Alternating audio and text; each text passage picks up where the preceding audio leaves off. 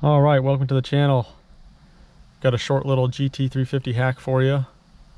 This is something that I think all GT350 and GT350R owners should do and know. So after you get done performing an oil change, you're going to want to prime the engine oil circuit. Not a requirement, but definitely is not going to hurt either. The procedure is so simple to do that why not do it for added peace of mind. So all you're going to do is get in the vehicle. Obviously you've completed the oil change, filled it with 10 quarts of 5W50, oil filters secure. Go ahead and get inside the vehicle, push the throttle all the way to the ground, then push the clutch in and attempt to start the vehicle.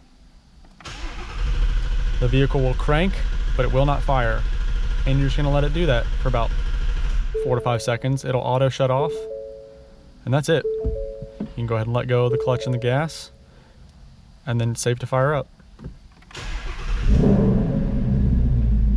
And that way you don't risk potentially, that split second of no oil pressure while the engine builds up oil pressure.